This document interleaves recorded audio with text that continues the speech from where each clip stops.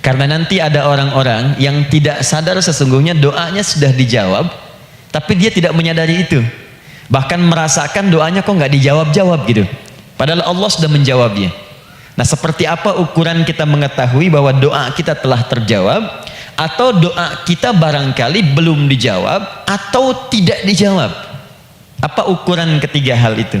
Itu yang coba kita turunkan di pembahasan pagi ini. Mudah-mudahan dengan itu kita nanti akan lebih pandai bagaimana cara menyikapi doa dalam hidup, seperti apa doa dipanjatkan, kapan kita berdoa, dan kita tahu oh ini hasil dari doa yang telah kita panjatkan. Alhamdulillahirabbil alamin alladzi amarna bid-du'a faqala wa qala rabbukum ud'uni astajib lakum fawa'adana bil ijabati faqala وإذا سألك عبادي عني فإني قريب أجيب دعوة الداعي إذا دعان والصلاة والسلام على رسول الله الذي وعدنا بالإجابة عندما ندعو إلى الله سبحانه وتعالى فقال من ضمن دعائه في أسماء الحسنى اقتداء من أصحابه صلى الله عليه وسلم أرأيت ماذا دعوت فقد دعوت بأسمائه الأعظم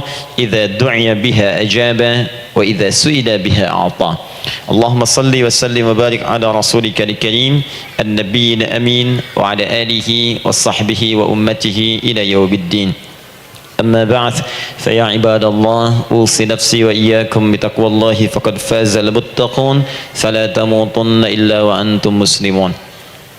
Saudariku sekalian, para ibu baik yang di dalam ruang masjid ataupun yang di luar masjid, di sekitaran Masjid Trans Studio, saya ingin mengajak pada seluruhnya tanpa kecuali, mari kita senantiasa bersyukur pada Allah Subhanahu wa taala atas nikmat yang telah kita dapati sampai dengan pagi hari ini. Syukur itu selalu menambah ketenangan di dalam jiwa. Syukur itu bisa mengentaskan sebagian persoalan hidup yang kita rasakan. Syukur itu bisa menambah kekuatan dari perasaan lemah yang kita rasakan. Dan syukur itu puncaknya bisa mengantarkan ke dalam surga terbaik yang dijanjikan, hingga Allah menyebutkan kemudian dalam Al-Quran, wa qalilun min ibadiyasy syakur, sedikit sekali di antara hamba-hambaku itu yang bisa menjadi orang yang pandai bersyukur kepada Allah Subhanahu wa taala. Mudah-mudahan hidupan kita sampai hari ini seluruhnya diterima oleh Allah Subhanahu wa taala sebagai amal saleh, dan semoga yang belum mendapatkan hidayah untuk berislam sampai dengan pagi hari ini dihunjamkan hidayah kepada dalam jiwanya oleh Allah Subhanahu wa taala agar bisa berislam sebelum wafat menghadap Allah Subhanahu wa taala. Baik, hari ini kita akan belajar. Saya akan cepat masuk kepada pembahasan karena waktu kita cukup singkat, tentang orang-orang yang dikabulkan doanya yang tersebut dalam Al-Quran khususnya dan sunnah Rasulullah Sallallahu Alaihi Wasallam. Kita akan bagi pembahasan kita ke dalam 3 bagian. Pertama, kenapa kita mesti berdoa? Di poin pertama, kenapa kita mesti berdoa? Yang kedua, bagaimana cara berdoa yang baik yang cepat dikabulkan oleh Allah Subhanahu wa taala.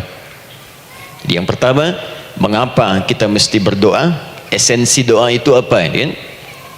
Yang kedua, bagaimana cara berdoa yang sekiranya cepat dikabulkan oleh Allah Subhanahu wa taala. Dan yang ketiga, kita akan melihat ukuran pengabulan doa. Seperti apa doa itu dikabulkan? Karena nanti ada orang-orang yang tidak sadar sesungguhnya doanya sudah dijawab, tapi dia tidak menyadari itu. Bahkan merasakan doanya kok nggak dijawab-jawab gitu. Padahal Allah sudah menjawabnya. Nah, seperti apa ukuran kita mengetahui bahwa doa kita telah terjawab, atau doa kita barangkali belum dijawab atau tidak dijawab? Apa ukuran ketiga hal itu? Itu yang coba kita turunkan di pembahasan pagi ini. Mudah-mudahan dengan itu kita nanti akan lebih pandai bagaimana cara menyikapi doa dalam hidup, seperti apa doa dipanjatkan, kapan kita berdoa, dan kita tahu oh ini hasil dari doa yang telah kita panjatkan. Sepakat sampai di sini? Baik ya, tinggal sepakat saja ya. Kan biasanya yang nerangkan saya, nulis saya, ngapus saya sampai selesai pula. Baik, ayo kita mulai. Bismillah. Mengapa kita mesti berdoa? Kita buka dulu ibu sekalian, ya, yang di ruangan ini ataupun yang di bawah, semuanya insya Allah memiliki kemuliaan yang sama di hadapan Allah Subhanahu wa taala sesuai dengan keikhlasannya, ya, sesuai dengan keikhlasannya, karena hadisnya umum sifatnya. Man salaka tariqan yaltamisu fihi ilma sahhalallahu lahu tariqan ilal jannah. Siapa yang menyiapkan dirinya menempuh perjalanan dan dia meniatkan ingin belajar pengetahuan agama walaupun sedikit, maka dia akan dapat balasan dari Allah. Minimal setiap langkahnya akan dicatat meringankan langkah dia ke surga nantinya, ya.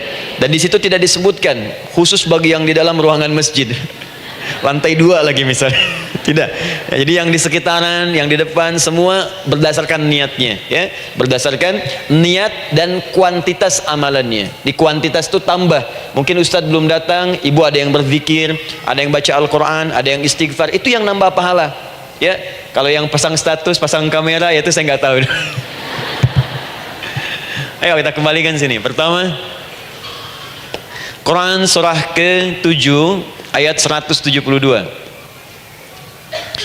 Quran surah ke-7 Al-A'raf ayat 172. Kemudian setelah itu diperintahkan dalam Al-Quran surah ke-40 Ghafir ayat ke-60. Lalu kita praktekkan ini dalam keseharian kita. Saya beri contoh misalnya Quran surah ke-2 ayat ke yang paling banyak nih dibaca 201. Kadang-kadang misalnya Quran surah ke-2 ayat 286. Banyaklah.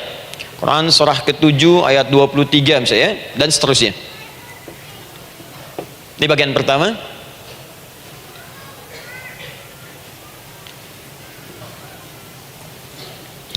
Bagian kedua, nanti kita akan belajar bagaimana cara berdoa yang baik yang dikabulkan. Kita ambil satu, Quran ke-2 ayat 186. Kemudian yang kedua, kita ambil contoh Quran surah ke-17 ayat 110. Kemudian yang ketiga, kita ambil contoh yang paling dahsyat di Al-Quran surah ke-3 ayat 38 sampai 39. Ada yang belum berdoa sudah dikabulkan, Masya Allah. Ini ada di Quran misalnya surah ke-3 ayat 31. Nanti turunan amalannya misal di Quran surah 51 ayat 15 sampai dengan 18. Saya bulati yang 18-nya. Bagian ketiganya nanti kita uraikan di bagian akhirnya. Baik, kita bisa mulai insyaallah. Baik, kita bagian pertama, mari kita mulai. Saya ingin berkisah sejenak dengan menyampaikan Quran surah ke-7 Al-A'raf ayat 172. Allah berfirman, A'udzubillahi minasyaitonir rajim, wa idz akhadha rabbuka min bani adama min zuhurihim dzurriyyatahum wa ashhadahum ala anfusihim alastu bi rabbikum qalu bala syahidna. Ada ayatnya? Baik, ya, di Quran surah ke-7 Al-A'raf ayat 172.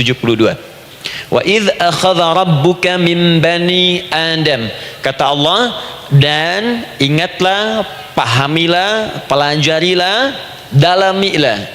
Teman-teman sekalian, ingat kalimat idz itu, idz dalam Al-Quran termasuk dalam bahasa Arab itu bukan sekedar mengingat. Idz itu bisa mengandung arti memahami dengan dalam, menganalisis, ya, memaknai, itu idz. Jadi bukan sekedar mengingat. Bukankah ibu kalau mengingat sesuatu berusaha mendalaminya? Ya, kalau nggak percaya saya tanya begini, coba ibu ingat kemarin jam 5 sore ada di mana? Bukankah sekarang sedang mendalami sesuatu? Sedang mencari memori jam 5 sore kemarin ada di mana? Setelah itu dihimpun jadi sesuatu, lalu disampaikan dengan terstruktur, dengan rapi. Oh, kemarin saya ada di sini, di sini, di sini, mengerjakan ini. Itu idz dalam bahasa Arab. Jadi kalau di Al-Quran ada kalimat idz, itu berarti bukan sekedar kita diminta mengingat, tapi juga merenung, mendalami, memahami dengan dalam. Paham insyaallah? Baik, sekarang perhatikan. Nanti kalau ibu baca Al-Quran, maksud saya, ibu bisa menerjemahkan sendiri dan memahami dengan baik. Ya, misal kalimat idh pertama dalam Al-Quran misal ditemukan di Quran surah kedua ayat 30. Wa idh qala rabbuka lil malaikati inni ja'ilun fil ardi khalifah. Idh akan ditemukan. Nah, sekarang ayat tentang korelasinya dengan doa, kita buka Quran surah ke-7 tadi ayat 172. Wa idh akhadha rabbuk, dan pahami ya kata Allah, renungkan ya, maknai dengan dalam ketika Allah menyampaikan, membuat komitmen dengan semua anak cucu Adam tanpa kecuali, semuanya. Ingat kalau ditemukan kalimat Bani Adam, Bani Adam disebutkan 7 kali dalam Al-Quran.